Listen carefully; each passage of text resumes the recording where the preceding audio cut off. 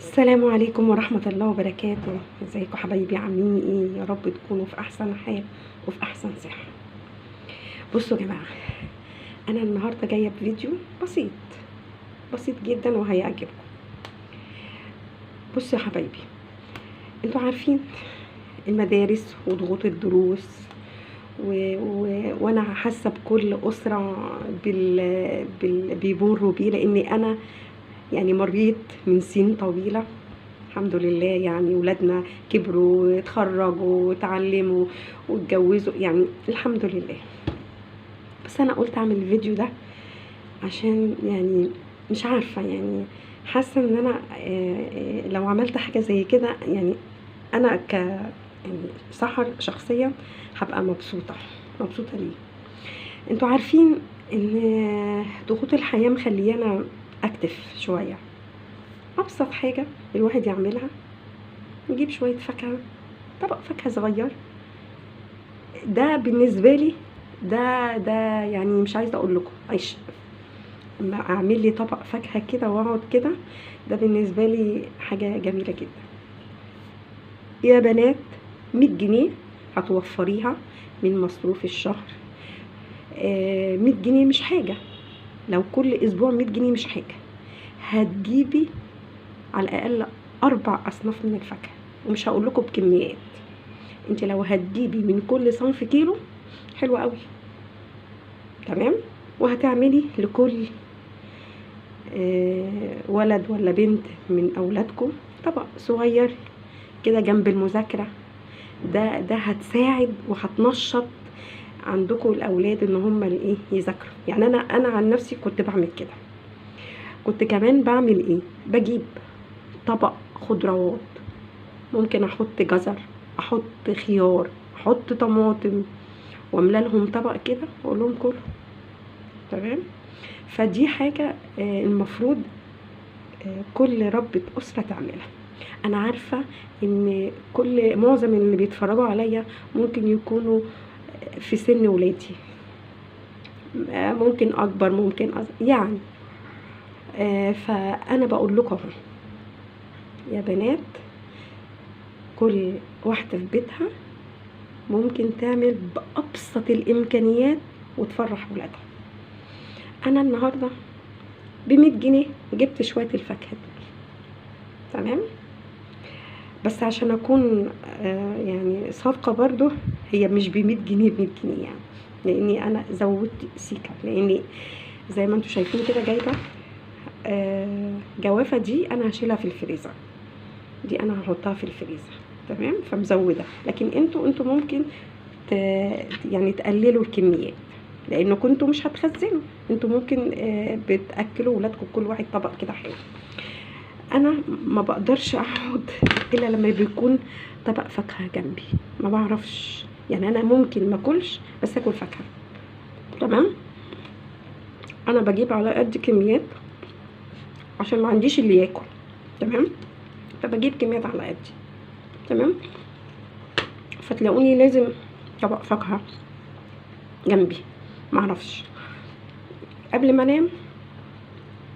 وممكن اصحى الصبح اكل فاكهه.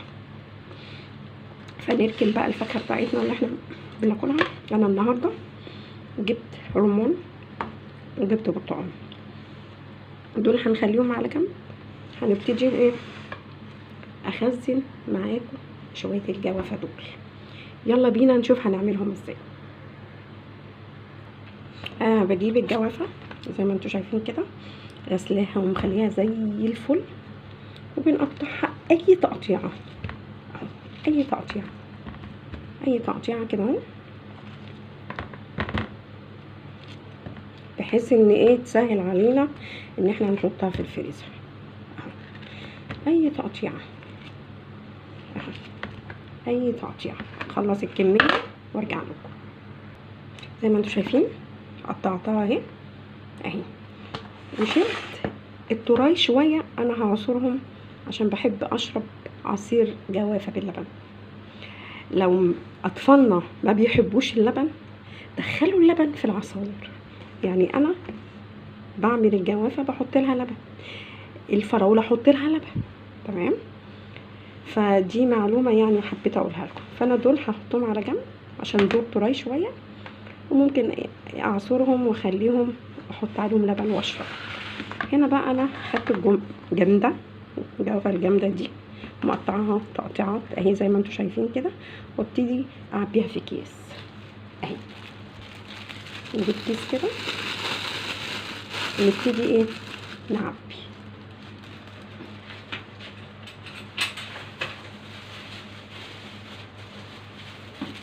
كده اهو،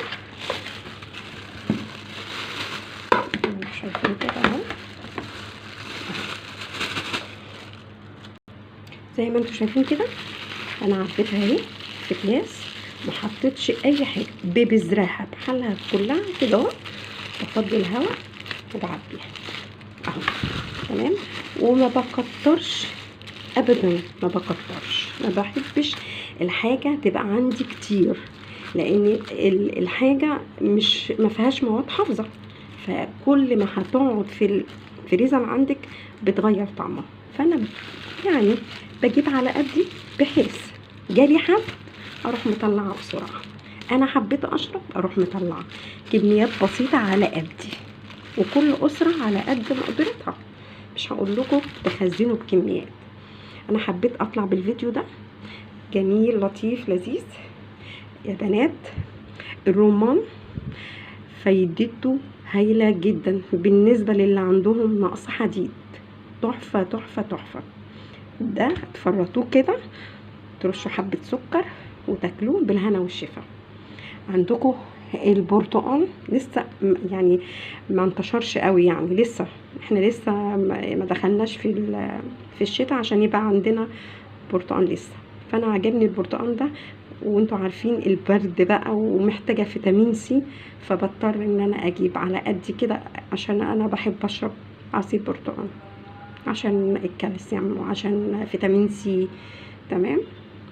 فبالنسبه لكم انتوا يا بنات كل واحد على قد ما قدرته، بس دي نصيحه حبيت اقولها لبناتي وحبايبي ان هم يعملوا كده بكميات بسيطه وعلى قد مقدرتكم، بحيث تفرحوا ولادكم في المذاكره. طبق فاكهه كده حلو جنب المذاكره، ده هيدي يعني مش عايزه اقول باور ولا لا، يعني هتخلي الاولاد تفتح نفسهم على المذاكره.